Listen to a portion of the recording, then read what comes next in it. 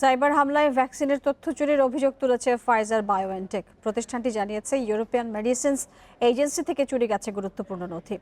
হ্যাকিংয়ের বিষয়টি স্বীকার করলেও কখন কিভাবে এই হ্যাকিং হয়েছে সে ব্যাপারে কিছু নিশ্চিত করতে পারেনি ইউরোপের সংস্থাটি।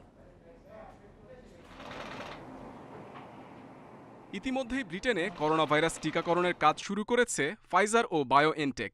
তবে এর মধ্যেই টিকা সংক্রান্ত তথ্য চুরির সংবাদে চিন্তার ভাঁজ ফেলেছে টিকা প্রস্তুতকারক সংস্থার কপালে। এক বিবৃতিতে ফাইজার জানিয়েছে ইউরোপিয়ান মেডিসিন এজেন্সি এর সার্ভারে সাইবার হামলা করেছে হ্যাকাররা।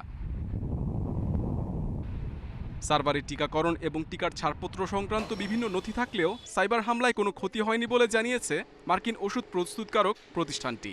তবে ব্যক্তিগত তথ্য চুরি হতে পারে বলে উদ্বেগ প্রকাশ করেন তারা। এই ঘটনা তদন্তে ইউরোপের বিভিন্ন সাইবার নিরাপত্তা বিভাগের বিশেষজ্ঞদের সাহায্য নেওয়া হচ্ছে বলে জানিয়েছে ইএমএ।